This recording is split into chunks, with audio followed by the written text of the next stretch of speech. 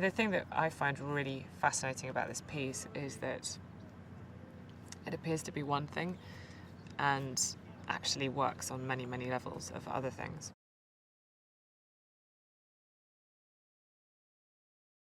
There's some sort of trope at work or archetype of this notion that an outsider comes into a unit and causes disruption. Only the disruption that is caused is sort of, it becomes clear that it would have happened anyway. Like this is a unit that is fractious under the surface. It appears strong and something that is sort of impenetrable and then crumbles very easily.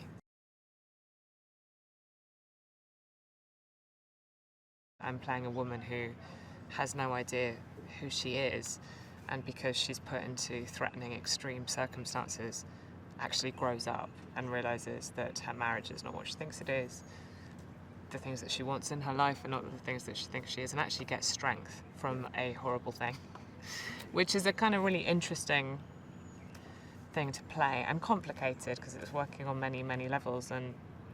But at the same time, she is very much the straight man and the audience, and she has to experience things as they happen. So there's a certain amount of understanding that I've got to tread a sort of subtle path.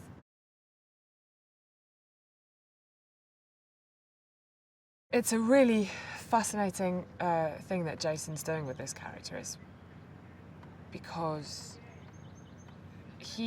I think people think of him very much as when you see him on screen, there's a sense of immediate trust and camaraderie and expectation of humour and wit, and that you're safe with him. And what's fascinating about this role is that he can subvert that halfway through the film by saying all those things that make you think that I'm the perfect all-American cookie-cutter great human being and hero is actually a load of nonsense, and I'm actually really scary.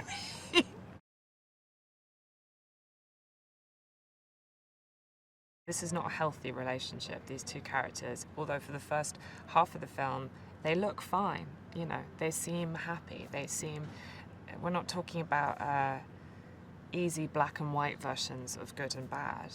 It's not so obviously bad that you go, oh, leave him. It's subtly and therefore much more pernicious in a way, because you don't see what's wrong with this relationship until something hideous happens to them, and then it becomes very, very clear.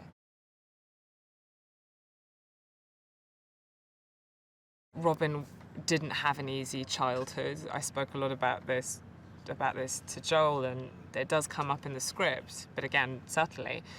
She was definitely bullied. She was definitely the outsider. She was definitely the shy, geeky one in high school who was picked on by the cool girls.